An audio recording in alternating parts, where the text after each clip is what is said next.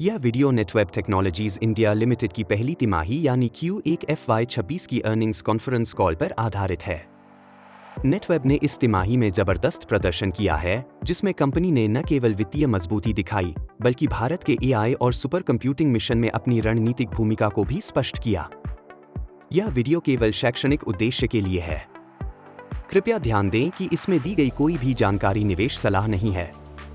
किसी भी निवेश निर्णय से पहले अपने पंजीकृत निवेश सलाहकार से परामर्श अवश्य करें।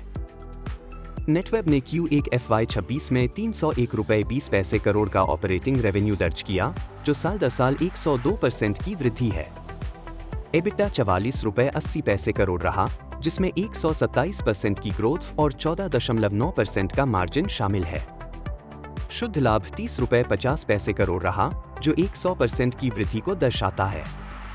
कंपनी ने 22.4% का रिटर्न ऑन इक्विटी और 30.6% का रिटर्न ऑन कैपिटल एम्प्लॉयड हासिल किया है। नेटवेब एक पूरी तरह से डेट फ्री कंपनी है और 30 जून 2025 तक 47 रुपये 50 पैसे करोड़ की नेट फ्री कैश स्थिति में थी। AI सेगमेंट कंपनी के लिए सबसे बड़ा ग्रोथ ड्राइवर बनकर उभरा है। इस तिमाही में AI से 87 रुपये करोड़ का रेवेन्यू आया, जो कुल ऑपरेटिंग रेवेन्यू का 29% है और इसमें 300% की सालाना वृद्धि दर्ज की गई। कंपनी ने रक्षा क्षेत्र में एक बड़ा AI ऑर्डर सफलतापूर्वक पूरा किया है, जो भारत की रणनीतिक क्षमताओं को मजबूत करता है। Skylus.ai नामक यूनिफाइड GPU ऑर्केस्ट्रेशन प्लेटफॉर्म को कंपनी ने FY25 में लॉन्च किया था, जो अब कई डील्स में शामिल हो चुका है। यह प्लेटफॉर्म हार्डवेयर और सॉफ्टवेयर का एकीकृत समाधान है, जिसे अप्लायंस के रूप में बेचा जाता है।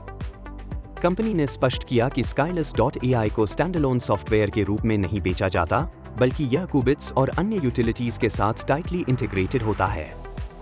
यह परपेचुअल लाइसेंस मॉडल पर आधारित है, जिसमें ग्राहक को एक बार समाधान मिलता है और उसके बाद सपोर्ट अवधि समाप्त होने पर भी सॉफ्टवेयर काम करता रहता है।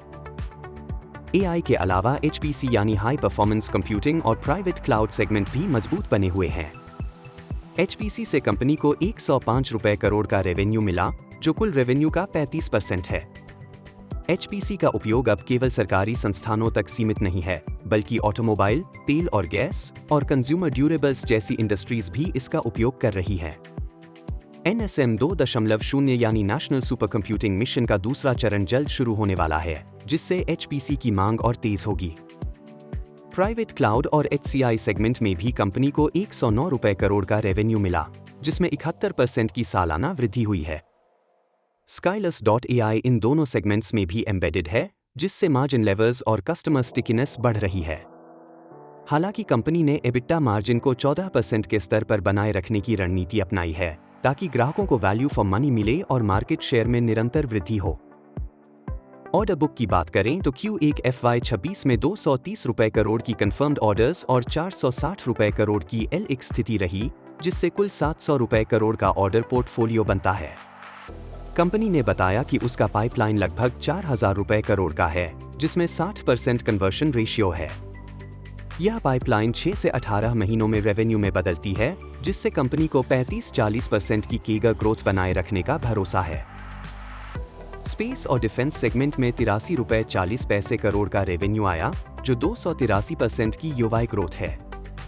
हालांकि कंपनी ने स्पष्ट किया कि यह ग्रोथ एक बड़े ऑर्डर की वजह से है और यह सेगमेंट सामान्यतः स्थिर रहता है। एक्सपोर्ट सेगमेंट में कंपनी ने FY25 में 5-6% का योगदान देखा और अगले 2-3 वर्षों में इसे 10% तक ले जाने की योजना है। हालांकि प्राथमिकता घरेलू मांग को पूरा करने की है, जो तीनों सेगमेंट्स में तेजी से बढ़ रही है। INDIA मिशन को लेकर कंपनी ने स्पष्ट किया कि फिलहाल उसका कोई ऑर्डर पाइपलाइन में शामिल नहीं है, लेकिन FY26 में इस मिशन से जुड़ी डील्स शुरू होने की संभावना है। कंपनी नीति निर्माताओं के साथ मिलकर इस दिशा में काम कर रही है और भविष्य में इस मिशन से जुड़ी भागीदारी की उम्मीद है। R&D पर कंपनी का विशेष ध्यान है। नेटवेब अपने टर्नओवर का लगभग 3% R&D में निवेश करता है। सॉफ्टवेयर टीम में 75 और हार्डवेयर टीम में 22 लोग हैं, जो कटिंग एज डिजाइन्स और इंडिजिनस कंप्यूट सॉल्यूशंस पर काम कर रहे हैं। यही R&D कंपनी को उच्च मार्जिन और प्रतिस्पर्धात्मक बढ़त दिलाने में मदद करता है। कुल मिलाकर नेटवेब टेक्नोलॉजीज एक मजबूत, नवाचार प्रेरित और रणनीतिक रूप से केंद्रित टेक्नोलॉजी कंपनी बन चुकी है, जो भारत के डिजिटल इंफ्रास्ट्रक्चर और एआई मिशन में महत्वपूर्ण भूमिका निभा रही है। FY26 की शुरुआत में ही कंपनी ने जिस गति और दिशा का प्रदर्शन किया है, वह इसे एक दीर्घकालिक ग्रोथ स्टोरी की ओर ले जा रहा है।